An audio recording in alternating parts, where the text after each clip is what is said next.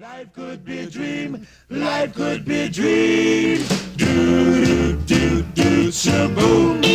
Life could be a dream. Shaboom. If I could take you up in paradise up above. Shaboom. If you would tell me I'm the only one that you love.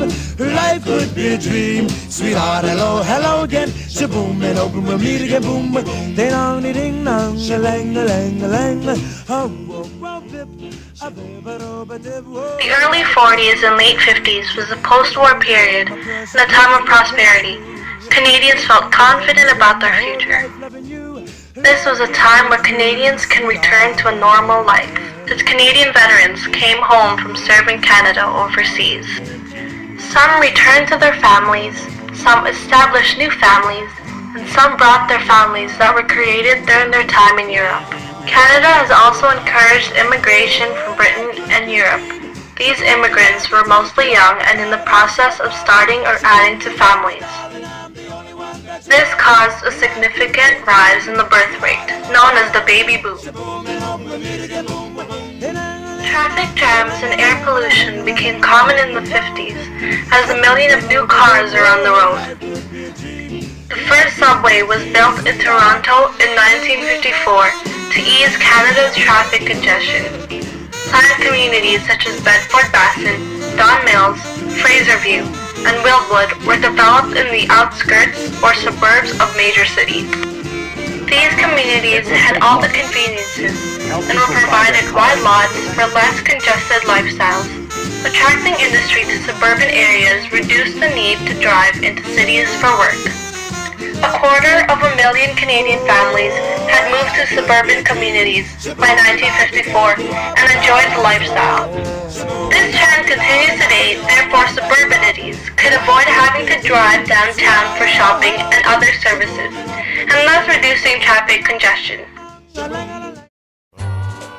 In the 50s, a new fast-paced, big beat music got the attention of many teenagers in Canada.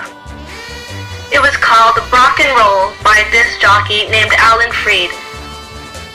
The tunes in the early 50s were referred to as feel-good music to reflect the mood of post-World War II. Rock and roll was influenced by rhythm and blues and rockabilly, and the pulsating beat, fast guitar, piano, and a lively performance. Canadians made significant contributions to the development of rock and roll. For instance, the Crew Cuts recorded the first rock and roll song to sell 1 million copies. It was a lively harmonic song entitled Shaboom. Paul Anka from Ottawa and Bobby Cortella from Ontario became internationally known and successful.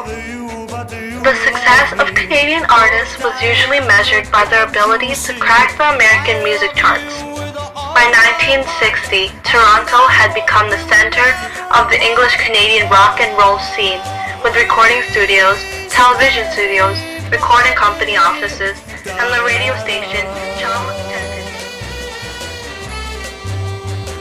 Television appeared in the early 50s, and thus many baby boomers grew up glued to a television set, exposed to commercial messages every 10 minutes. The Canadian Broadcasting Corporation, also known as CBC, received funds and an exclusive license from the Canadian government to build a national and distinctly Canadian television service. By 1942, television stations were opened in Toronto and Montreal, and local services started in Ottawa and Vancouver in 1954. Winnipeg and Halifax were soon added to the network. The first program to air in Canada was Uncle Chichimus, a puppet show for children. Examples of popular programs are I Love Lucy, The Ed Sullivan Show, and Roy Rogers. Canadian children love their character-themed franchises. Most shows were broadcast live, therefore there was no time to correct mistakes. Inventions were made to prevent being interrupted from watching TV, such as foldable table and TV dinners that were prepared in 20 minutes and included everything from an appetizer to dessert.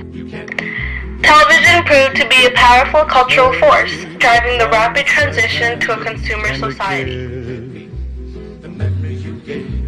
By the mid-1950s, confidence was at an all-time high. Canadians believed they were living in the best country in the world and at the best time in history.